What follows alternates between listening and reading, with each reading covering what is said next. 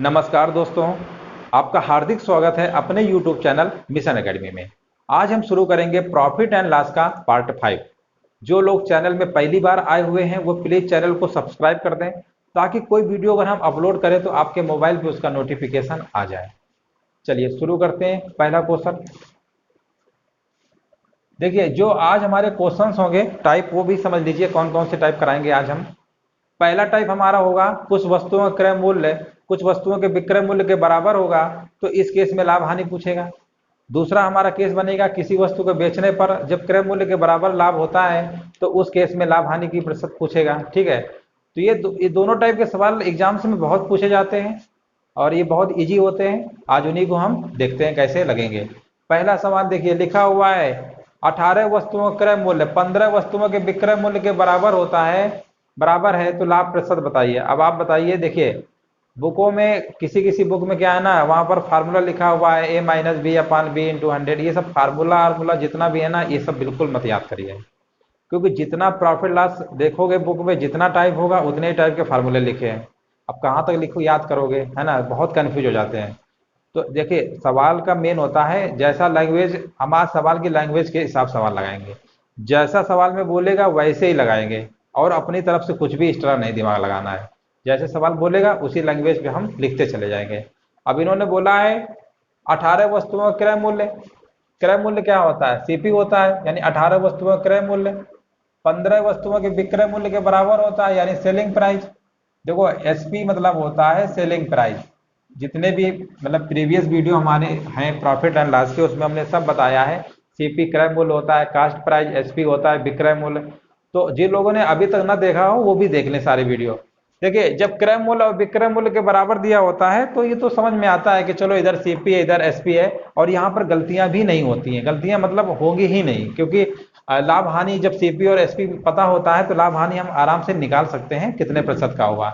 समस्या कब आती है, जब इसी में एक सवाल बनाएगा, कहेगा कि एक व्यक्ति जो है 100 वस्तुओं को बेच रहा है और 20 वस्तुओं के विक्रय मूल्य यानी 20 वस्तुओं के विक्रय मूल्य के बराबर हानि होती है या लाभ होता है, कुछ भी देगा।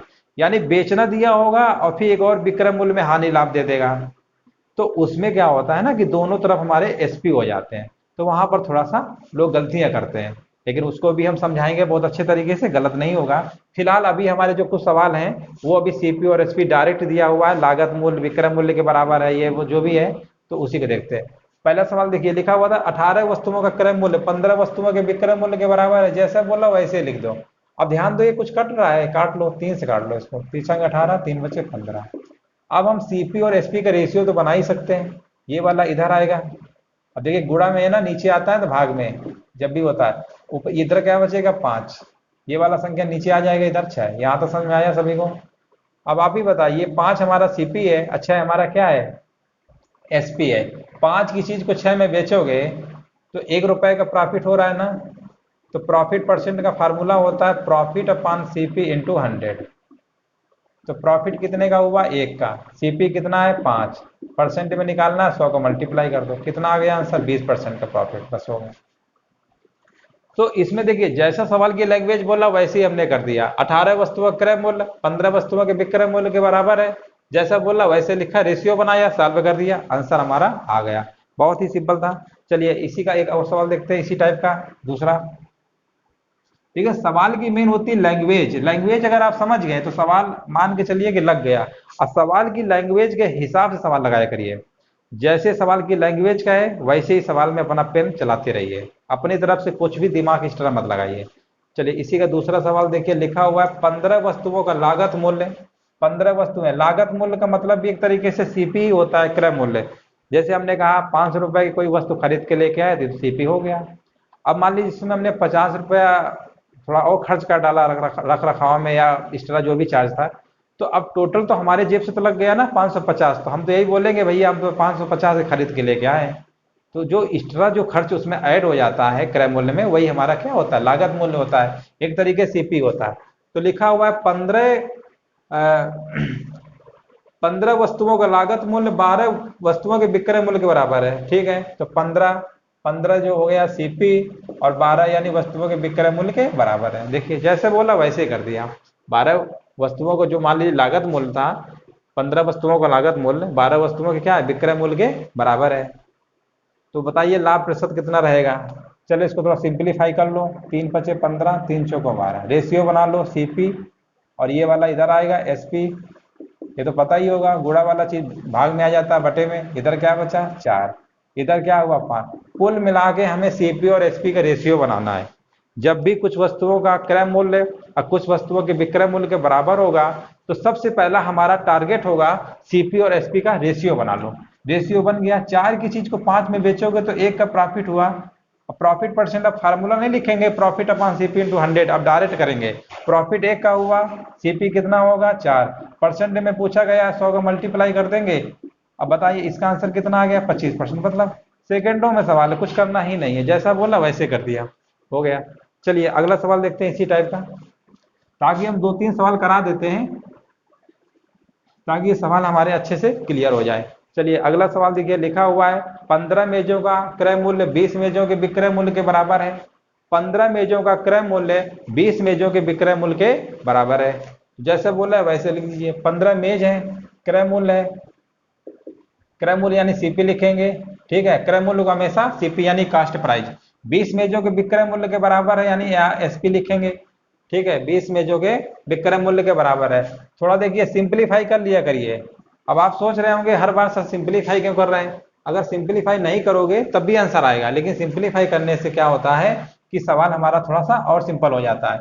5 त्रिका 15, 5 चौको 20, यानी रेशियो बना लीजिए सीपी, ये एसपी नीचे आ गया, यहाँ पर क्या बचा 4, ये 3।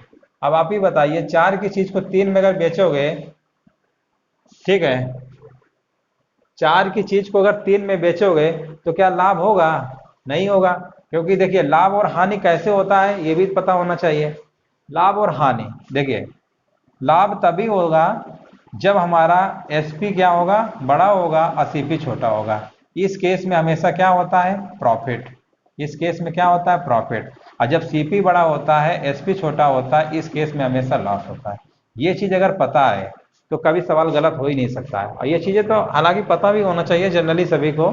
एसपी बड़ा होगा सीपी छोटा होगा, प्रॉफिट। सीपी बड़ा होगा एसपी, एसपी सीपी का मतलब ये है खरीदने, ये बेचने वाला वस्तु का मूल्य अगर ज्यादा है, अब मान लो तुमने 100 रुपए की चीज खरीदा और 200 में बेच दिया, यानी बेचने वाला ज्यादा होगा तभी तो प्रॉफिट होगा। और 100 की चीज को अगर 80 रुपए में बेच रहे हो, मतलब खरीदे और बेच कम में रहे हो, यानी एसपी छोटा है तो हमेशा नुकसान होगा, ठीक है। वही चीजें हैं जनरली हम लोग जानते भी हैं। अब 4 की चीज को 3 में बेचे तो 1 का नुकसान हुआ, प्रॉफिट लॉस परसेंट का formula loss upon CP, CP कितना है 4, परसेंटेज में पूछा गया 100 का मल्टीप्लाई कर दो, कितना आ गया 4 दूनी 8, 4 पंचे 20, आंसर कितना आ गया 25% का लॉस। लॉस मतलब नुकसान, हानि। देखिए 25% का नुकसान होगा। इस प्रश्न का आंसर देखिए कौन सा होगा, ऑप्शन नंबर तीसरा। समझ गए होंगे सभी लोग। चलिए अगला सवाल देखते हैं इसी के आगे।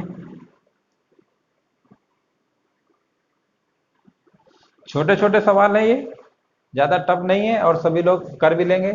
4 नंबर देखिए, लिखा हुआ है एक थोक व्यापारी किसी खुदरा व्यापारी को 12 वस्तुएं 9 वस्तुएं के मूल्य पर बेचता है। यदि खुदरा व्यापारी उन्हें उनके अंकित मूल्य पर बेचे तो उसका लाभ प्रतिशत ज्ञात कीजिए। अब देखिए ये सवाल में लैंग्वेज तो इन्होंने बहुत कुछ लिख रखा है, लेकिन मेन हमारा कॉन्सेप्ट यही है, क्रय मूल्य और विक्रय मूल्य के बराबर बात बोल रहा है। तो इसमें लिखा हुआ है 12 वस्तुएं है ना, 9 वस्तुएं के मूल्य पर बेच रहा है, इसका ये मतलब हुआ कि जो 12 वस्तुएं हमने खरीदा है वो 9 वस्तुएं के बराबर बेच रहे हैं, यानी 12 वस्तुओं क्रय मूल्य 9 वस्तुओं के विक्रय मूल्य के बराबर है। बस इसका मेन मतलब ये है, और जो इतना बड़ा लैंग्वेज लिखे हैं उसका कोई मतलब नहीं, मेन हमारा पॉइंट मिल गया, अब इसी से लगा लो। थोड़ा सिंप्लीफाई कर लो, 3 चौको 12, 3 त्रिका 9। अब देखिए सीपी अपॉन एसपी का रेशियो बना लो। सीपी हमारा कितना, यहाँ पर देखिए यहाँ पर क्या बचा 3, ये तो इधर आ गया, ये वाला इधर आ गया 4। अब आप ही बताइए 3 की चीज को 4 में बेचोगे तो 1 का तो प्रॉफिट होगा, है ना। प्रॉफिट परसेंट का फार्मूला क्या होता है, प्रॉफिट अपॉन सीपी इंटू 100। अब मल्टीप्लाई कर लोगे, ये तो कितना आया, इसको सॉल्व कर लो। सही बटा में क्या आएगा 33 सही 1/3% का प्रॉफिट होगा। बस हो गया। तो इस प्रश्न का जो आंसर होगा ऑप्शन नंबर तीसरा होगा, सी नंबर, ठीक है। ऐसे लगाना था, समझ गए होंगे सभी लोग। चलिए अगला सवाल देखते हैं। अब देखिए यहां तक तो क्लियर है कि चलो क्रय मूल्य दिया हुआ है, विक्रय मूल्य दिया हुआ है, अब जो दो सवाल हम कराएंगे ना, ये थोड़ा सा हल्का मतलब लैंग्वेज में घुमाया गया है, क्योंकि सारे सवाल तो वैसे तो आएंगे नहीं, तो सभी लोग लगा लेंगे। अब जो दो सवाल कराएंगे ना, इसमें पूछेगा एक वस्तु का क्रय मूल्य बताइए। अभी तक प्रतिशत लाभ हानि पूछ रहा था, अब पूछेगा एक वस्तु का क्रय मूल्य बताइए। बस इसको भी लैंग्वेज के अनुसार करना है, कुछ भी हमें अपनी तरफ से एक्स्ट्रा नहीं सोचना है, ना एक्स्ट्रा दिमाग लगाना है।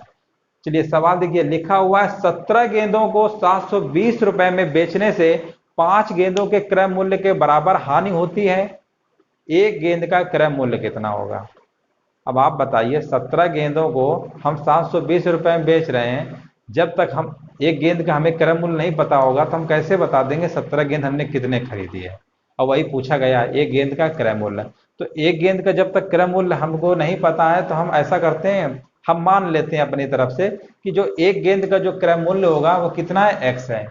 हमने मान लिया एक गेंद का जो क्रय मूल्य होगा यानी सीपी है, एक्स रुपए है, हमने मान लिया। क्योंकि देखिए जब तक गेंदों में रुपए का मल्टीप्लाई नहीं होगा, जब तक उसको सीपी और एसपी में हम कन्वर्ट कर ही नहीं सकते हैं।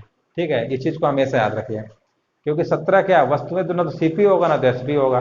और जैसे ही 17 वस्तुओं में अगर एक्स से मल्टीप्लाई कर दिया, रुपए में कन्वर्ट हो गया, यानी हमारा सीपी बन गया। तो 17 गेंदों को 720 रुपए में बेच रहे हैं, तो 17 गेंदे, अगर एक गेंद अगर एक्स रुपए की है तो 17 गेंदे कितनी होगी, 17x, यही हमारा सीपी हो गया। कितने में बेच रहे हैं, 720 रुपए में बेच रहे हैं, यानी एसपी हो गया। ठीक है, अब देखिए ये हमारा सीपी हो गया, क्यों, क्योंकि अब ये रुपए में कन्वर्ट हो गया। जैसे ही 17 वस्तुओं में एक्स का मल्टीप्लाई कर देंगे तो हमारा आएगा 17x, यानी सीपी हो गया। अब ऐसे 17 में सीपी नहीं कह सकते थे वस्तुओं को, है ना, अब कह देंगे ये हमारा सीपी हो गया। और एसपी तो रुपए में लिखा ही है, तो इसमें तो कोई दिक्कत ही नहीं है, 720 हमारा क्या एसपी है। और आगे लिखा हुआ है 5 गेंदों के क्रय मूल्य के बराबर हानि होती है। 5 गेंदों के क्रय मूल्य, एक गेंद का क्रय मूल्य अगर x है तो 5 गेंदों का क्रय मूल्य कितना होगा, 5x, यानी यही हमारी हानि दिया हुआ है। यानी 5x के बराबर क्या है, हानि। हानि का मतलब लॉस, लॉस होता है। ठीक है, अब आप हमें यह बताइए, एसपी दिया है, सीपी दिया है, लॉस दिया है, तो लॉस का फार्मूला क्या होता है, लॉस का फार्मूला होता है सीपी माइनस एसपी। सभी को पता होगा, लॉस कितना है 5x, सीपी कितना दिया हुआ है 17x, एसपी कितना दिया हुआ है 720 रुपया। अब ऐसा करते हैं, इसको इधर ले आते हैं। ठीक है, तो इसको जब इधर ले आओगे तो 5x, ये कितना आएगा माइनस का 17 है, इसको इधर भी भेज सकते थे। इधर क्या बचा, माइनस का 70। अब इसको माइनस करोगे, माइनस प्लस तो माइनस ही होगा, तो कितना आएगा, ये माइनस का 12x आएगा, इधर माइनस का 720, दोनों तरफ माइनस माइनस कट गया, 12 से भाग दे देंगे तो x की वैल्यू कितनी आ गई, 60 रुपया। बस यही पूछा गया था, एक वस्तु का क्रय मूल्य कितना आ गया, 60 रुपया। अब देखिए सवाल थोड़ा से हल्का हटके था। अभी तक क्रय मूल्य और विक्रय मूल्य बराबर के उसमें दिया होता था, तो हम सीपी और एसपी रेशियो बना के पता कर लेते थे कितना सीपी और कितना एसपी है। लेकिन इस सवाल में सीधे फार्मूला हमें यूज करना पड़ा, लॉस बराबर सीपी माइनस एसपी। कुछ नहीं था, जैसे बोला वैसे ही तो किया। 17 वस्तुएं कह रहे थे, हमें एक वस्तु का मूल्य पता है एक्स, 17 वस्तुओं का मूल्य हो गया एक्स, यानी खरीदा होगा सीपी। 720 रुपए बोले बेच रहे हैं, यानी एसपी दिया हुआ है। साफ साफ बोले 5 वस्तुओं के क्रय मूल्य के बराबर हानि होती है, एक वस्तु का क्रय मूल्य अगर एक्स है तो 5 वस्तुओं को होगा 5x, यही तो बोले हानि। अब हमको पता है हानि बराबर होता है क्रय मूल्य माइनस विक्रय मूल्य, जैसा बोला वैसे रख दिया, सीधे आंसर हमारा कितना आ गया, 60 रुपए। चलिए इसी टाइप का एक सवाल और देखते हैं, फिर इसके बाद दूसरा टाइप, इसी का एक और टाइप होगा, जब वस्तुओं खरीदेंगे और विक्रय मूल्य के बराबर लाभ हानि होगी, उसको भी देखेंगे। चलिए शुरू करते हैं इसके आगे। इसके देखिए, कोई भी सवाल में अगर डाउट होता है तो कमेंट बॉक्स में जरूर पूछ सकते हैं, उसको हम फिर दोबारा बता देंगे, है ना। मतलब सवालों को ऐसे लगाइए कि गलत होना ही नहीं चाहिए। लैंग्वेज को बिल्कुल अच्छे से पढ़िए, समझिए कि कैसे पूछ रहा है, क्या दिया हुआ है। चलिए इसी का एक सवाल और देखते हैं। लिखा हुआ है समान क्रय मूल्य वाली 14 घड़ियों को 450 रुपए प्रति घड़ी की दर से बेचने पर 4 घड़ियों के क्रय मूल्य के बराबर लाभ होता है, एक घड़ी का क्रय मूल्य कितना होगा। अब देखिए इसमें भी पूछा गया है, तो हमने मान लिया एक घड़ी का जो क्रय मूल्य होगा, एक घड़ी का जो क्रय मूल्य होगा यानी सीपी मान लेते हैं x रुपया है। एक घड़ी का हमने मान लिया क्रय मूल्य कितना है, x रुपया। अब जैसा सवाल में बोलेगा ना, बिल्कुल वैसे ही हमको मार्कर चलाना है, अपनी तरफ से एक्स्ट्रा सोचना ही नहीं है। अब इन्होंने कहा सामान्य क्रय मूल्य वाली, चलिए ठीक है 14 घड़ियां। अब आप बताइए एक घड़ी का मूल्य अगर x रुपया है तो 14 घड़ियां हैं तो सीपी कितना हो जाएगा 14x। यहाँ तो सभी को समझ में आया कि नहीं आया? एक घड़ी का अगर मूल्य x रुपया होगा तो 14 घड़ियां हैं तो उसमें x का जब रुपए का मल्टीप्लाई हो गया तो ये पूरा रुपए में हो गया। 14x हमारा ये क्या एक तरीके से रुपए में कन्वर्ट हो गया। जैसे हमने कहा एक घड़ी 5 रुपए की है तो 14 घड़ी कितने की होगी 14 5 70 रुपए, अब रुपए में हो गया ना। तो वही चीज है, ये हमने x रुपया माना, जैसे इसका मल्टीप्लाई होगा घड़ियों की संख्या में तो ये पूरी वैल्यू हमारी रुपए में हो गई। और रुपया होता है तभी तो सीपी होता है, वस्तु में थोड़ा होता है सीपी एसपी, रुपए में होता है। अब आगे लिखा हुआ है 450 रुपए प्रति घड़ी की दर से बेचने पर। अब जनरली बहुत सारे बच्चे गलती ये कर देते हैं, वो सीधे लिखते हैं एसपी हमारा कितना है 450 रुपया है ना, ऐसे लिख देते हैं, ये गलत कर देते हैं। लेकिन देखो सवाल को मेन होता है ना लैंग्वेज, लैंग्वेज में इन्होंने लिख रखा है 450 रुपए प्रति घड़ी, यानी ये कहना ये चाह रहे हैं कि 450 रुपए की एक घड़ी का मूल्य है और 450 रुपए एक घड़ी का। हमारे पास तो घड़ियां 14 हैं, टोटल घड़ी कितनी थी 14, तो 14 की इसमें मल्टीप्लाई कर देंगे, 14 क्या कर देंगे मल्टीप्लाई। अब हमारा जो निकल के आएगा वो हमारा वास्तविकता में एसपी होगा। मल्टीप्लाई कर लो, 14 गुणे 0 करोगे 14 0, 14 से कितना होता है 70 और 14 चौको 56 और 56 और 7, 56 और 7 कितना होगा 56 7 63 होता है। ठीक है, ये हमारा आ गया एसपी। अब हमारा ये क्या आ गया ये एसपी आ गया, ये हमारा सीपी हो गया।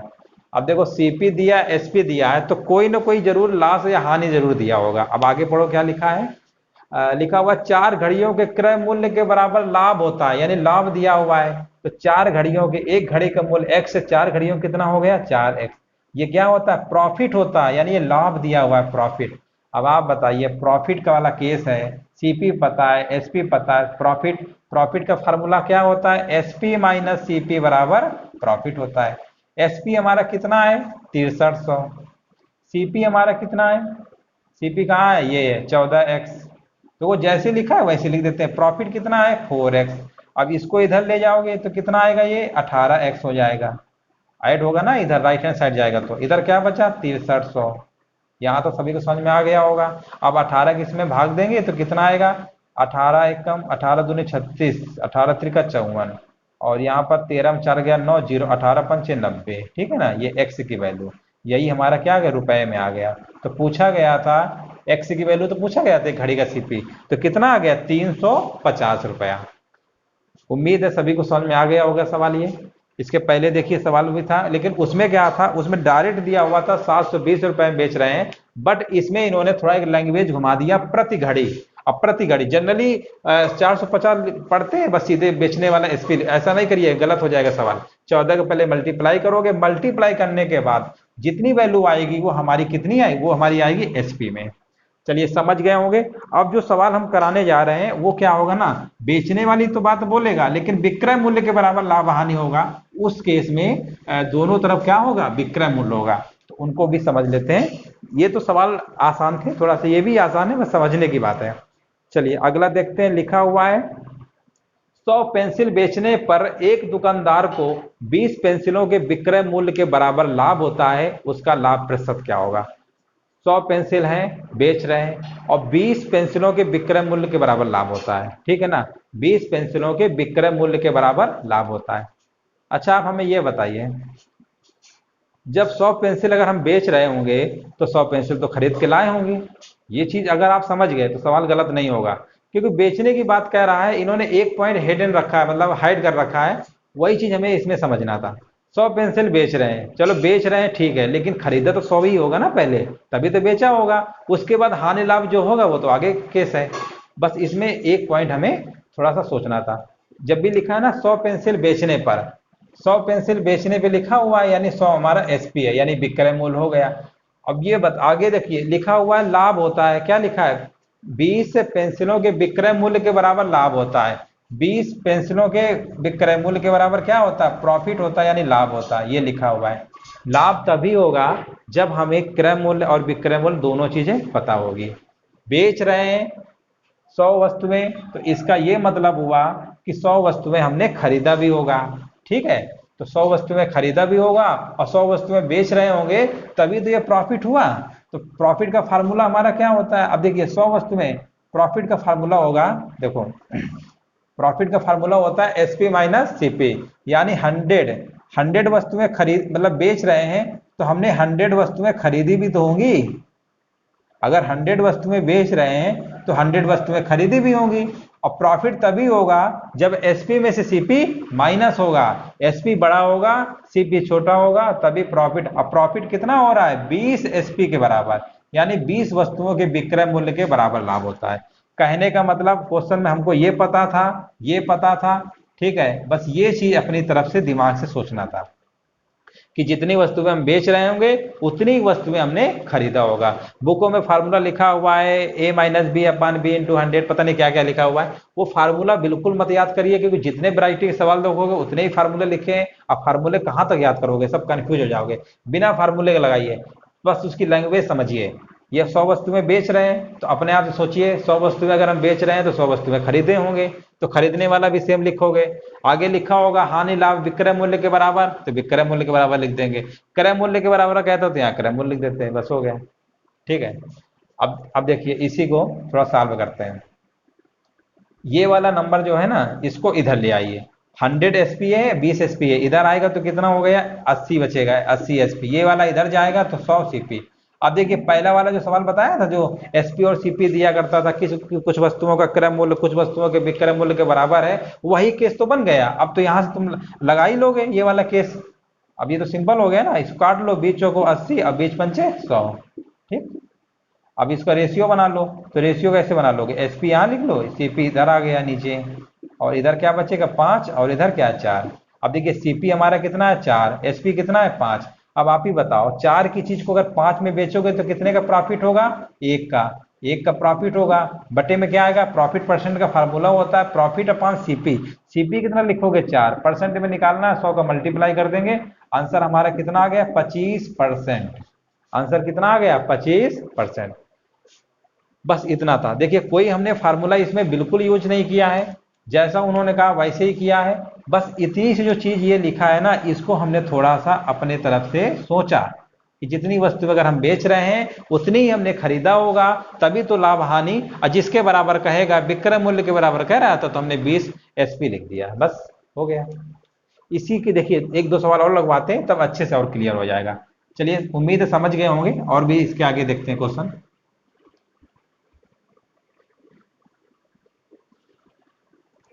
चलिए अगला क्वेश्चन लिखा हुआ है इसी टाइप का है। एक व्यक्ति ने 250 कुर्सियां बेची और उन पर 50 कुर्सियों के विक्रय मूल्य के बराबर लाभ प्राप्त किया, तदनुसार उसके लाभ का प्रतिशत बताइए।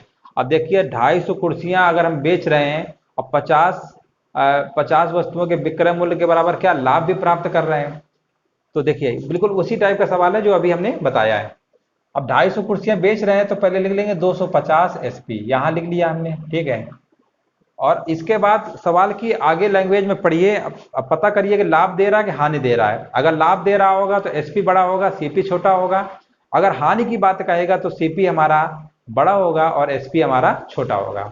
तो क्वेश्चन में बोला है कि 50 वस्तुओं के विक्रय मूल्य के बराबर लाभ प्राप्त होता है, यानी प्रॉफिट दे रहे हैं, प्रॉफिट दे रहे हैं 50 वस्तुओं के विक्रय मूल्य, विक्रय मूल्य के बराबर कह रहे हैं तो 50 एसपी लिख लेंगे।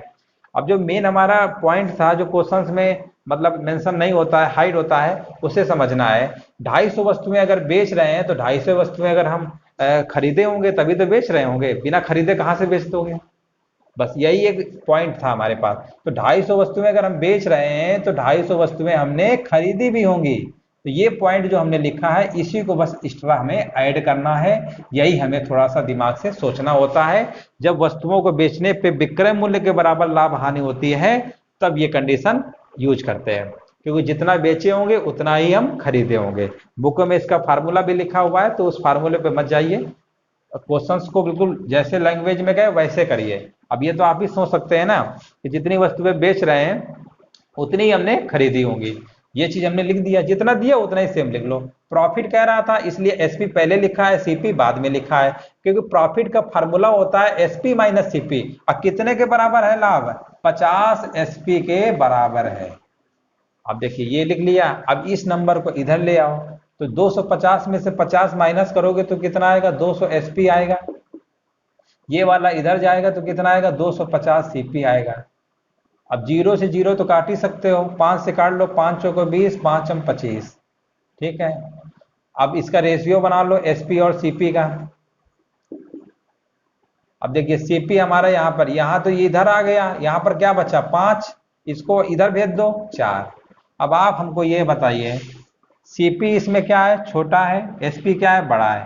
तो ठीक है, इसमें क्या होगा, लाभ होगा। जब एसपी बड़ा होता है सीपी छोटा होता है तो हमेशा लाभ होता है। 4 की चीज को 5 में बेचोगे तो कितने का लाभ होगा, प्रॉफिट परसेंट निकालते हैं, प्रॉफिट अपॉन सीपी। प्रॉफिट 1 का हो रहा है, सीपी कितना है 4, परसेंट में निकालना है, 100 का मल्टीप्लाई कर दो, आंसर कितना आ गया 25% का प्रॉफिट। बताइए कितना सिंपल सवाल है। लैंग्वेज में जैसे बोला, कोई मतलब रटाने की हम कोशिश नहीं कर रहे हैं कि आपको रटा रहे हैं कि कोई फार्मूला याद करिए, एक भी फार्मूला हमने नहीं बताया है। ये जनरली फार्मूला है, ये तो यूज होगा ही, एसपी माइनस सीपी बराबर प्रॉफिट, सीपी माइनस एसपी बराबर लॉस, प्रॉफिट परसेंट बराबर प्रॉफिट अपॉन सीपी इंटू 100। ये तो फार्मूला आपको याद करना ही होगा क्योंकि ये तो यूज होगा। बाकी इसके अलावा कोई भी ट्रिक वाला हमने फार्मूला यूज नहीं किया है कि A minus B upon B into 100। जैसे लैंग्वेज में बोला वैसे लिखते चले गए। अभी तक जितने भी हमने सवाल करवाया, जैसे जैसे लैंग्वेज में बोला वैसे वैसे हम करते चले गए, और आप भी वैसे ही करिए, सवाल भी लगेगा सही से और गलत भी नहीं होगा। चलिए समझ गए होंगे। इसी का एक सवाल और देख लेते हैं इसी टाइप का। इस प्रश्न का आंसर कितना आएगा 25%। चलिए अगला क्वेश्चन देखते हैं। लिखा हुआ है 100 संतरे बेचकर एक विक्रेता 20 संतरों के विक्रय मूल्य के बराबर लाभ प्राप्त करता है। तो पूछा गया उसका लाभ प्रतिशत कितना होगा। अगर लाभ प्राप्त करेगा तो लाभ प्रतिशत पूछेगा, ठीक है। अगर हानि पूछेगा, अगर हानि के बराबर होगा तो हानि प्रतिशत पूछेगा। चलिए इस सवाल को लगाते हैं उसी तरीके से। लिखा हुआ है 100 संतरे बेचकर, 100 संतरे बेचकर यानी 100 एसपी लिख लो। अब ये बताओ 100 संतरे बेचे हो तो 100 संतरे तो खरीदे होगे, और कितने के बराबर विक्रय मूल्य के बराबर लाभ हो रहा है 20, 20 वस्तुओं के विक्रय मूल्य के बराबर यानी 20 एसपी के बराबर क्या हो रहा है, लाभ हो रहा है। अब इसको इधर ले आओ, कितना हो गया 80 एसपी। कोई फार्मूला यूज नहीं किया, जैसे सवाल में बोला वैसे ही लिखते चले गए। बस ये चीज अपने दिमाग से थोड़ा सोचना होगा कि जितनी वस्तुएं बेचे हैं उतनी हमने खरीदा होगा। इसको इधर माइनस कर दिया, 100 में से इधर आएगा, ये माइनस हुआ, ये इधर भेज दो, कितना आया 100 सीपी। अब थोड़ा सिंप्लीफाई कर लो, 20 चौको 80, 20 पंचे 100, एसपी यहाँ लिखो, सीपी यहाँ लिखो, ये इधर आ गया, इधर क्या बचेगा 5, ये वाली वैल्यू इधर 4। एसपी और सीपी का हमने रेशियो लिख लिया, एसपी यहाँ था एसपी लिखा, सीपी को इधर ले आए, जब ये इधर आ गया तो इधर क्या बचा 5, इसको उठा के इधर भेज दिया। गुणा में जो चीज लिखी होती है बराबर के दूसरी तरफ जाती है तो भाग में हो जाती है, अब भाग वाली गुणा में। अब आप बताइए 4 की चीज को 5 में बेचोगे, साफ साफ दिख रहा है प्रॉफिट हो रहा है 1 का, कितने से होगा 4 से, बेस में क्या रहता है सीपी, परसेंट में पूछा गया मल्टीप्लाई कर दो, आंसर कितना आएगा इसका 25% का प्रॉफिट। 25% का इसका भी आया। देखिए ऑप्शन नंबर इसका कौन सा हो जाएगा, दूसरा यानी बी नंबर। समझ गए होंगे उम्मीद है सभी लोग। चलिए और देखते हैं सवाल।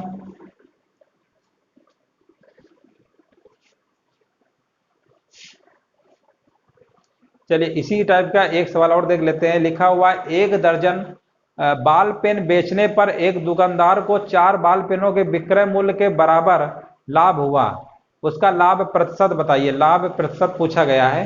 देखिए ये भी सवाल वही है, बस इसमें थोड़ा सा इन्होंने दर्जन लिख रखा है, हमें कंफ्यूज नहीं होना है। सबको पता है 1 दर्जन में 12 वस्तुएं होती हैं, यानी ये सीधे सीधे बोल रहे हैं 12 वस्तुएं, ठीक है ना। तो 12 बाल पेन है, मान लीजिए 12 बाल पेन को बेच रहे हैं, 4 बाल पेनों के विक्रय मूल्य के बराबर क्या हो रहा है, हानि हो रही है, ठीक है ना। इसमें सॉरी लाभ लिखा हुआ है कि विक्रय मूल्य के बराबर क्या होता है, लाभ होता है। तो देखिए 12 बाल पेन बेच रहे हैं तो 12 क्या लिख लोगे एसपी, दर्जन को पहले पेनों में कन्वर्ट कर लेंगे, एक दर्जन में 12 पेन होते हैं ना, तो 12 एसपी।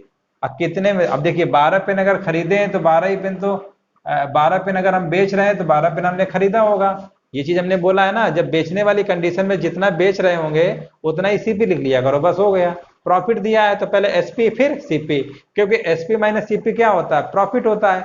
और आगे लिखा हुआ 4 बाल पेनों के विक्रय मूल्य के बराबर लाभ हुआ, यानी 4 एसपी लिख लो, बस सीधे से लिख लो। इसको इधर ले आओ, इसको इधर ले आओगे ना तो 12 में से 4 माइनस होगा तो कितना आएगा 8 एसपी, ये वाला इधर गया 12 सीपी। अब थोड़ा सिंप्लीफाई कर लो, ये 4 से कट रहा है, 4 दूनी 8 और 4 त्रिका 12, यानी ये एसपी और सीपी का रेशियो कितना आ गया 3, और इधर कितना आ गया 2। अब आप ही बताइए 2 की चीज को 3 में बेचोगे तो कितने का प्रॉफिट हुआ? 1 का। कहाँ से? 2 से। परसेंट में पूछा गया है, 100 को मल्टीप्लाई कर दो, बस हो गया। अब बताइए कोई फार्मूला यूज किया है? मतलब एक लाइन में सवाल आप लगा सकते हैं, आपको समझाने के लिए सब इतना ड्रामा कर रहे हैं, बता रहे हैं। ठीक है, अब जैसे सवाल में बोले 12 वस्तुओं के विक्रय मूल्य, 4 वस्तुओं के विक्रय मूल्य, ये एसपी है, कंफ्यूज मत रहिएगा, ये एसपी लिखा है ऐसे। ठीक है, 4 वस्तुओं के विक्रय मूल्य का लाभ होता है, 12 वस्तुएं बेच रहे हैं, इसका मतलब 12 वस्तुएं खरीदी होंगी, 12 एसपी माइनस 12 सीपी बराबर 4 एसपी। इसको इधर ले आए, एसपी सीपी रेशियो बनाया, परसेंट में पूछा, बस हो गया। मतलब कोई फार्मूला भी नहीं याद करना है और सवाल भी हमारा लग जा रहा है, बस उसकी लैंग्वेज का मेन था।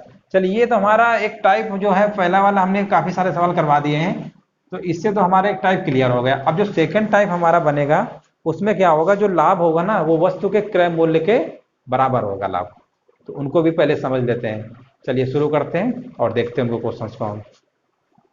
चलिए शुरू करते हैं टाइप सेकंड का पहला क्वेश्चन। लिखा हुआ है किसी वस्तु का विक्रय मूल्य 39 रुपया है, यदि उसका क्रय मूल्य तथा प्रतिशत लाभ की मात्रा बराबर हो तो वस्तु का क्रय मूल्य क्या होगा।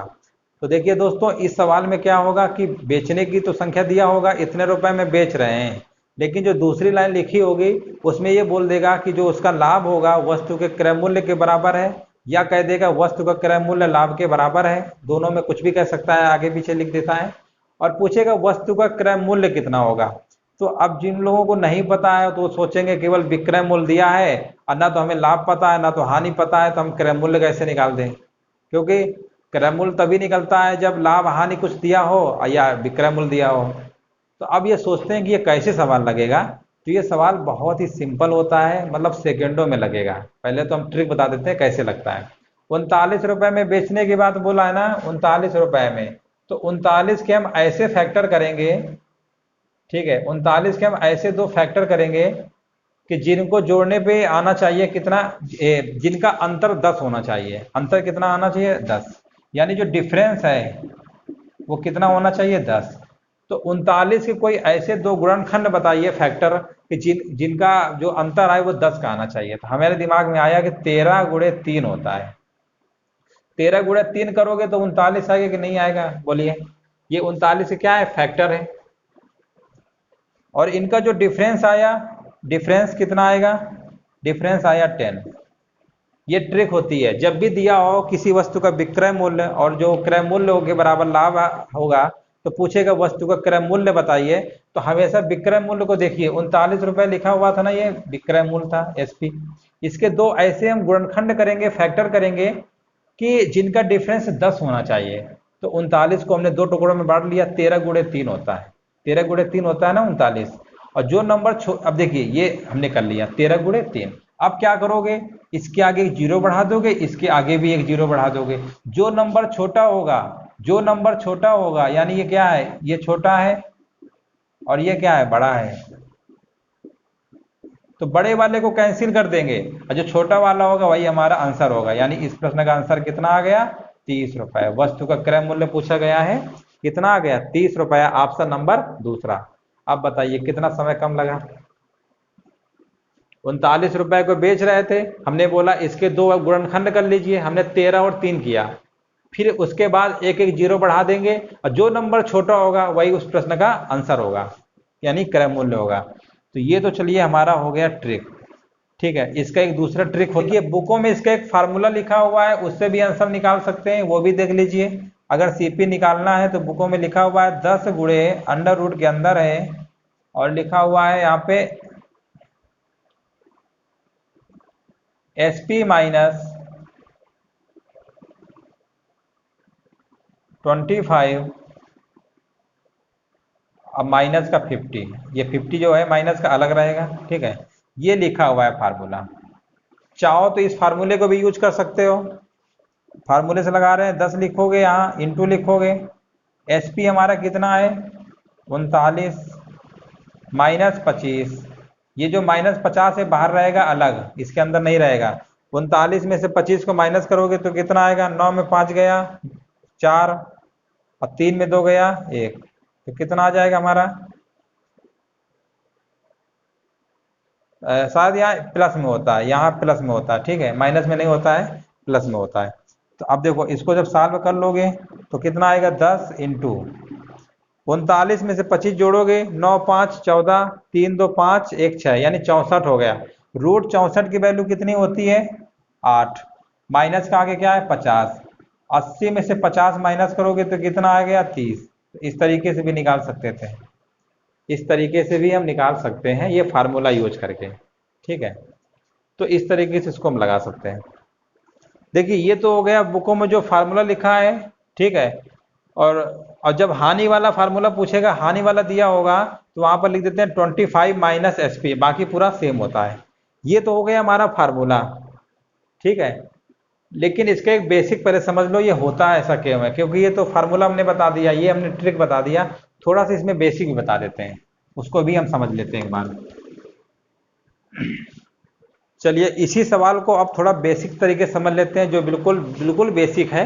अभी तो हमने एक ट्रिक बता दिया और एक फार्मूला भी बता दिया यूज करना, उसके बाद भी समझ लीजिए बेसिक ये कैसे हो रहा था, और हम लोग जो 10 का जो डिफरेंस कह रहे थे होना चाहिए वो क्यों हो रहा था वो भी समझ लेते हैं।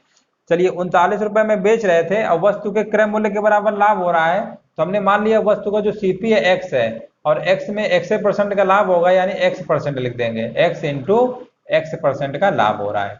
जो पहले सीपी रहा होगा फिर इसी में तो लाभ जोड़ोगे, x इंटू x% बराबर कितना हो रहा था, 39, ठीक है। जैसे हमने कहा 20% का लाभ होता है, उसका सीपी 100 है, सीपी 100 है, 20% का लाभ होता है तो कैसे निकालते हो। अब हमें को पता है कि प्रॉफिट अगर 20% दिया है तो इसका मतलब 120 आएगा एसपी, है ना, लाभ हो रहा है। लेकिन देखो कैसे निकालते हैं, 100 मान लो सीपी दिया था, प्लस लिखोगे, अब 100 में तो निकालोगे 20%, यानी 20/100, तो 100 से 100 कट जाता है तो कितना आया, 120। वही चीज यहाँ पे यूज कर रहे हैं, सीपी अगर एक्स है, एक्स फिर प्लस, इतने में इतने के बराबर लाभ हो रहा है, यानी x इंटू x% लाभ हो गया। जैसे ही लाभ जुड़ जाएगा तो विक्रय मूल्य में कन्वर्ट हो गया। बराबर कितने में बेच रहे थे, 39। अब ये क्वाड्रेटिक बनेगा और कुछ नहीं है, देखो x लिखोगे, x मल्टीप्लाई होगा x², परसेंट हटेगा 100 आएगा, 39। इसके नीचे एक ले लो, एलसीएम कितना आ गया, 100। यहाँ कितना आएगा, x² प्लस 100x बराबर 39, x² प्लस 100x माइनस का 3900 बराबर 0। अब देखिए इस नंबर को दो टुकड़ों में तोड़ेंगे कि जोड़ने पर कितना आना चाहिए, 100, और गुणा करने पर कितना आना चाहिए, 3900। द्विघात समीकरण में जिन लोगों ने पढ़ा होगा उन्हें पता होगा ये कॉन्सेप्ट। तो 3900 का हमें को पता है, इसको हम अगर ऐसे लिख दें 130x माइनस 30x, अगर 130 में से अगर 30 माइनस करेंगे, ठीक है, तो हमारा कितना आ गया, 130 में से 30 माइनस करेंगे तो 100 आएगा, इन दोनों को मल्टीप्लाई करोगे तो माइनस का 3900, यानी हमारा ये कंडीशन सेटिस्फाइड हो रहा है। यानी इसकी जगह हम ये लिख देंगे x²। ये देखो ऐसे नंबर मतलब सोचते हैं कि दोनों नंबर इसे गुणनखंड करोगे ना, फिर सेट कर लोगे तो यही आएगा, 130 और 30 का बनाएगा, और इन दोनों का प्रोडक्ट भी हमारा इतना ही आना चाहिए, ठीक है। तो देखो ये कितना आएगा, इसको हम लिख सकते हैं 100x को 130x माइनस 30x, यानी इसको हम लिखेंगे प्लस का 130x माइनस का 30x माइनस का 3900 इक्वल टू 0। अब दो दो के बना लो पेयर, इसमें x कॉमन ले लोगे तो कितना आएगा, x प्लस 130, यहाँ पर माइनस 30 कॉमन ले लोगे तो आएगा यहाँ पे x, यहाँ पर भी आएगा प्लस में ही आएगा, प्लस माइनस माइनस हो जाता ना, 130, और इक्वल में कितना आएगा, इसको हटा दो, इक्वल में क्या है, 0। अब इसमें फिर से एक बार कॉमन हो गया, x plus 130 x minus 30 is equal to 0। दोनों को जब 0 के बराबर करोगे तो इसकी वैल्यू तो माइनस 130 आ गई और दूसरे वाले की आ गई 30, माइनस वाला आंसर पॉसिबल होगा नहीं, तो इसका आंसर कितना आया, 30 आया कि नहीं आया, 30 दिख रहा है ना सभी को। तो इतना बड़ा प्रोसेस होता है बेसिक, जो बेसिक सवाल का प्रोसेस होता है इतना बड़ा होता है, आप समझ लीजिए, ठीक है। ये हमारा बेसिक है, बिल्कुल बेसिक है कि कैसे आता है। वही चीज जैसे देखिए यहाँ पर अंतर जब हम बना रहे थे ना, मान लो कि 0 कम कर दें, 100 का कितना, देखिए इसी सवाल में ये देखिए 13 लिखा है और ये 30 लिखा है, 130 है और ये 30, इसमें डिफरेंस कितने का है, 100 का है कि नहीं है, 100 का है, तो एक 0 का वो कम कर दो, ये 13 आया 3 आया, 13 3 में डिफरेंस कितने का बना, 10 का। तो वही शॉर्टकट ट्रिक हम बना देते हैं कि ऐसे दो गुणनखंड करेंगे कि जिनमें अंतर कितने का हो, 10 का हो, उसके बाद एक एक जीरो बढ़ा लेंगे। या तो फिर 100 का डिफरेंस बना लो कि ऐसे दो नंबर सोचिए कि 100 का, लेकिन नंबर तो छोटा होता है 39, इसलिए पहले हम 10 का डिफरेंस सोचते हैं और उसके बाद एक एक जीरो बढ़ा देंगे। जो नंबर छोटा होगा वही हमारा आंसर होगा। जिसमें लाभ होगा, ठीक है, लाभ वाले केस में जो नंबर छोटा आया था, जैसे हमने 39 किए थे दो गुणनखंड 13 और 3, इनका अंतर 10 आया था, जो नंबर छोटा था इसके आगे भी जीरो बढ़ा लेते हैं तो वो हमारा आंसर होता है। ये लाभ के केस में, लाभ के केस में हमेशा एक ही आंसर होगा, क्योंकि लाभ का जब भी केस बनाएगा तो उसमें जो वैल्यू आएगी एक तो माइनस में आएगी, इसीलिए लाभ हमेशा एक निकल के आएगा। लेकिन जब हानि का केस होगा तो हानि वाले केस में यहाँ पर माइनस हो जाएगा, यहाँ पर क्या हो जाएगा, माइनस। माइनस होने की वजह से यहाँ पर भी माइनस में ही आएगा और यहाँ पर भी माइनस में ही आएगा, ठीक है, यहाँ पर भी माइनस में आएगा। तो इस तरीके से इसके आंसर दो पॉसिबल होंगे। जब हानि वाला केस बनाएगा उसको बेसिक तरीके से लगाएंगे तो उसके दो आंसर निकल के आएंगे, ये समझ लीजिए। और जब लाभ होगा तो उसमें हमारा केवल एक ही आंसर होगा बस। तो सबसे बढ़िया हमने जो बताया है उसी कॉन्सेप्ट से लगाइए। जो भी नंबर दिया होगा बेचने पे उसके दो फैक्टर बनाइए और उनका जो डिफरेंस होना चाहिए 10 होना चाहिए। लेकिन जब हानि वाला केस दिया होगा तो ऐसे दो फैक्टर बनाएंगे कि उनको जोड़ने पे 10 बनना चाहिए। चलिए अभी सवाल सब क्लियर हो जाएगा, एक दो सवाल और लगवाते हैं इसके आगे। चलिए अगला सवाल देखते हैं, समझ गए होंगे। इतना सब ताम झाम मत करिए, बेसिक तरीके से बस सीधे याद रखिए उसके दो फैक्टर बनाना है। अगर फैक्टर भी नहीं बना पाते हो सीधे फार्मूला याद रखो, 10 इंटू जो है भाई लिखा है, ठीक है, फार्मूला याद कर सकते हो। आगे सवाल देखिए, लिखा हुआ है किसी व्यापारी ने अपनी वस्तुओं को 75 रुपए में बेचने पे, अब देखिए 75 रुपए में बेच रहे हैं और उतने ही प्रतिशत का लाभ होता है जितना वस्तुओं का क्रय मूल्य है। अब पूछा है क्रय मूल्य बताइए, अब देखो क्रय मूल्य के बराबर लाभ प्राप्त कर रहे हैं, इसके दो गुणनखंड बनाइए 15 और 5, इनका अंतर देखिए क्या 10 का है, डिफरेंस 10 का होना चाहिए, हाँ 10 का डिफरेंस है। अब दोनों में आगे जीरो बढ़ाओगे इसके आगे भी, जो नंबर छोटा होगा वही आंसर होगा, बड़ा वाला काट देंगे। इस प्रश्न का आंसर कितना आ गया, 50, बस हो गया। मतलब क्वेश्चन में पिन चलाने की जरूरत भी नहीं है, ऐसे मन के अंदर कर सकते हो, 15 गुणे 5 75, 5 आगे 50, बस हो गया। तो इस प्रश्न का आंसर कितना हो गया, चौथा नंबर 50 रुपए। चलिए एक सवाल इसी टाइप का और देखते हैं।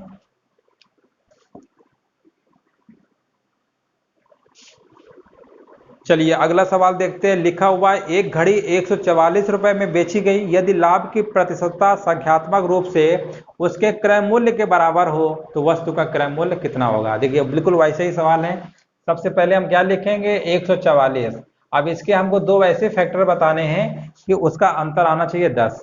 अब बहुत लोग हैं जो तुरंत नहीं सोच पाएंगे तो वो क्या करेंगे, 110 के पहले हम क्या करेंगे, प्राइम फैक्टर बना लेंगे। ऐसे ऐसे तो कर ही लोगे, दो दो सत्ते 14, दो दूनी 4, है ना, 23 कर लिया करो ऐसे पहले। दो एक कम दो, दो अट्ठे 16, दो ना 3 त्रिका 9, 3 3 का 1, ये यहाँ तक तो कर लोगे ना ऐसे। अब इन्हीं नंबरों में देखिए जो ये हमारे जो प्राइम फैक्टर आए ना, इन्हीं में से नंबरों को एडजस्ट करिए कहीं ना कहीं किसी तरीके से कि दो ऐसे गुणनखंड भी बन जाए हमारे, गुणा करने पे आना चाहिए 144। वैसे तो गुणा करने पे तो आएगा ही, चाहे इसको ले लो चाहे इसको ले लो वो तो आएगा ही। मेन हमारा कॉन्सेप्ट है अंतर होना चाहिए 10 का। देखिए बना के देखते हैं, 3 त्रिको 9 दूनी 18, अगर इन तीनों को एक साथ मल्टीप्लाई करते हैं, 3 त्रिको 9 दूनी 18 और 2 दूनी 4 दूनी 8, यानी 18 और 8 अंतर क्या 10 का बन गया, बिल्कुल। इनका मल्टीप्लाई करोगे तो आएगा ही 144, उससे निश्चिंत रहिए। मेन हमारा डिफरेंस होता है। तो हमने यहाँ लिखा 18, यहाँ लिखा 8। इसके बाद सेकंड पॉइंट क्या बताया, एक जीरो बढ़ा दो, एक जीरो यहाँ भी बढ़ा दो, ठीक है। बड़ा वाला नंबर कट कर दो, लाभ पूछा गया है टिक कर दो, छोटा वाला आंसर, बस हो गया। इतना सा काम है केवल। छोटा वाला जो नंबर होगा वही इस प्रश्न का आंसर होगा, बड़ा वाला नंबर जो होगा वो कभी लाभ के केस में होगा ही नहीं। इसका जब बेसिक अभी बताया था तो उस सवाल में देखा होगा जब एक्स से लगाया था उसके आगे के जीरो आ रहा था कि नहीं आ रहा था, जीरो जब कम करोगे तो 10 तो अंतर बनाएगा, छोटा वाला नंबर हो रहा था क्योंकि बड़ा वाला नंबर माइनस में हो रहा था इसलिए नहीं होगा। लेकिन जब हानि का केस दिया होगा तो उसमें दोनों आंसर पॉसिबल होंगे, ठीक है। अब हानि वाले देख लेते हैं, लाभ वाले तो हमने 3 सवाल लगवा दिए। चलिए इसमें देखिए बहुत छोटे सवाल होते हैं, बस इसके फैक्टर बना लिया करो और जहां अंतर 10 का बना वही हमारा आंसर होगा, छोटा वाला नंबर लेंगे। चलिए इसी के आगे एक और देखते हैं, हानि वाला केस है। लिखा हुआ है किसी वस्तु को 21 रुपए में बेचने से उस आदमी को क्रय मूल्य के बराबर प्रतिशत हानि होती है। क्रय मूल्य के बराबर प्रतिशत हानि हुई, वस्तु का क्रय मूल्य बताइए। 21 रुपए में बेच रहे हैं। अब देखिए 21 रुपए में बेच रहे हैं, जब हानि वाला केस दिया होगा तो ऐसे दो गुणनखंड बनाएंगे जिनको जोड़ने पे 10 आना चाहिए। जिनको जोड़ने पे आना चाहिए कितना, 10 ऐड, यहां लिख दे रहा है ऐड करने पे, यानी ऐड करने पे कितना आना चाहिए, 10। पहले वाले जो सवाल थे उसमें हमने बताया था डिफरेंस। एक चीज हमेशा याद रखिए, जब लाभ का केस दिया होगा, जब लाभ का केस दिया होगा तो उसमें डिफरेंस बनाएंगे 10 का। जब हानि का केस दिया होगा तो उन दोनों फैक्टरों का ऐड करने पे 10 आना चाहिए। एक में डिफरेंस, एक में ऐड, डिफरेंस ऐड, ठीक है। डिफरेंस किस में होगा, प्रॉफिट वाले में, हानि वाले में ऐड। 7 3 जोड़ोगे तो कितना आएगा, 10 आएगा ना, और 7 गुणे 3 करोगे तो 21 आया कि नहीं आया। वही कहानी, एक जीरो बढ़ा दो, एक जीरो। लेकिन हानि वाले केस में हमारे दोनों आंसर क्या होंगे, पॉसिबल होंगे, या तो 30 होगा या तो 70 होगा। अब ऑप्शन देखिए लिखा हुआ 30 अथवा 70, पहला ही ऑप्शन। तो इस प्रश्न का आंसर कितना हो गया, ये, ठीक है, 30 या 70 दोनों हो सकते हैं, या तो ये वाला होगा या तो ये। तो समझ गए होंगे आप सभी लोग। जब हानि वाला केस दिया होगा तो दोनों के ऐसे गुणनखंड करेंगे कि जोड़ने पे बनाना चाहिए 10। लेकिन जब लाभ वाला केस दिया होगा तो ऐसे दो गुणनखंड बनाएंगे कि जिनका डिफरेंस आना चाहिए 10। इतना समझ गए होंगे तो आप सवाल सेकेंडों में लगा लेंगे। चलिए एक सवाल इसी टाइप का और करा देते हैं, इसके बाद इसके और भी, ये तो टॉपिक हमारा कंप्लीट हो जाएगा, 2 टाइप के सवाल। इसके बाद जो भी और सवाल बचेंगे वो नेक्स्ट वीडियो में रखेंगे, पार्ट 6 में, वो दूसरे टाइप के होंगे हमारे पार्ट 6 में। चलिए इसका एक सवाल और देख लेते हैं हानि वाला केस का। लिखा हुआ है एक व्यक्ति एक वस्तु को 24 रुपए में बेचता है। कितने रुपए में बेच रहा है, 24 रुपए में बेच रहा है। और आगे लिखा हुआ है उस पर उससे उतने प्रतिशत की हानि होती है जितना कि वस्तु का क्या है, क्रय मूल्य है। वस्तु का क्रय मूल्य पूछा गया है, ठीक है। तो देखिए इसको 24 दिया हुआ है, ठीक है। इसके दो ऐसे फैक्टर बनाइए, जोड़ने पर कितना आना चाहिए, जोड़ने पे आना चाहिए 10। जोड़ने पे कितना आना चाहिए, 10 आना चाहिए। तो बताइए कौन कौन से हो सकते हैं। 8 3 का 24 होता है, 24 का अगर लिखोगे 8 × 3, क्या इनका 10 हो रहा है, ये हो नहीं सकता है। और बताओ कौन सा हो सकता है। अब सोच रहे होगे 12 × 2, इनको जोड़ने पे क्या 10 हो रहा है, ये भी नहीं हो सकता है। और क्या हो सकता है, 24 के फैक्टर 6 × 4, यानी इसको जोड़ने पे कितना आ गया, 10, यानी ये वाला ले लेंगे बस। तो अब क्या करेंगे, यहाँ लिख लो 6, यहाँ लिख लो 4, एक जीरो बढ़ा दो, एक जीरो, जीरो दोनों में बढ़ाना है, चाहे लाभ का पूछे या हानि का पूछे, दोनों आंसर हो गए। आंसर कितना इसका आ गया, 40 या 60, बस हो गया। हानि वाले का अगर फार्मूले से निकालना चाहते हो तो वो भी समझ लीजिए कैसे निकालेंगे। हानि वाला भी हम फार्मूला बता दे रहे हैं, उसको भी आप अच्छे से समझ लीजिए। हानि वाले केस में क्या होगा, जब सीपी हमको निकालना होगा तो यहाँ लिखोगे 10 × रूट। देखिए पूरा कॉन्सेप्ट वही है, कोई बाहर से नहीं है कि कोई अलग से। चाहो तो फार्मूले से भी लगा सकते हैं, 25 लिख देंगे। यहाँ पर क्या आएगा, माइनस का लगाएंगे फार्मूले में, और यहाँ पे एचपी, और माइनस से क्या रहेगा 50। मान लो जिसको नहीं पता है तो ये भी लगा सकता है। लेकिन इस प्रश्न में क्या होगा, आंसर एक ही आएगा, ठीक है। तो वो पता चल जाता है ऑप्शन में किसमें कौन सा दिया हुआ है। कभी कभी क्या होता है, ऑप्शन उसमें एक ही देगा, या 40 दे देगा या तो 60, या दोनों दे देगा, ठीक है। अब इसमें अगर रखते तो देखो रख के देख लो, 10 लिखते हैं यहाँ पे, और 25 माइनस एसपी कितना था 24, माइनस का 50 बाहर रहता है, रूट 1 की वैल्यू तो एक ही रहेगी, -50। अब आप बताइए 10 से -50 कितना है, माइनस का 40। माइनस चिन्ह हमको बताता है कि 40 रुपए क्या हो रही है, हानि हो रही है। यानी वस्तु का जो क्रय मूल्य होगा, माइनस मतलब वस्तु का जो क्रय मूल्य होगा 40, ठीक है। तो इस तरीके से भी इसको हम लगा सकते थे, -50 नहीं, यहाँ पर प्लस होता है, यहाँ पर क्या होगा, प्लस होता है, ठीक है। हानि वाले फार्मूले में यहाँ पर क्या होता है, प्लस होता है। तो यहाँ पर कितना आएगा, 50 और कितना आएगा 60। तो इस प्रश्न का आंसर कितना आया, 60 आया। इस फार्मूले से एक ही आंसर निकल के आएगा, ठीक है। दूसरा वाला निकालना है तो फिर इससे नहीं निकल पाएगा, 50 जोड़ देंगे कितना आ गया, 60। तो इस तरीके से इसको हम फार्मूले से भी लगा सकते थे, लेकिन ये ट्रिक बहुत बेस्ट है। ऐसे दो गुणनखंड बना लिया करो, और गुणनखंड बनाने के बाद अंतर इनका जो भी होगा, गुणनखंड का जोड़ होना चाहिए। लाभ वाले में अंतर होता है, हानि वाले में जोड़ होता है 10। बस इतना समझ गए होंगे तो आपका सवाल बहुत जल्दी से लग जाएगा। चलिए आज यहीं तक रखते हैं, और अगर वीडियो अगर अच्छा लग रहा हो सभी लोग शेयर भी कर दें और लाइक भी कर दें। और इसके अभी कुछ सवाल अभी और बचे हुए, वो हम नेक्स्ट पार्ट में देखेंगे, वो दूसरे टाइप के सवाल होंगे। चलिए धन्यवाद, यहीं तक रखते हैं।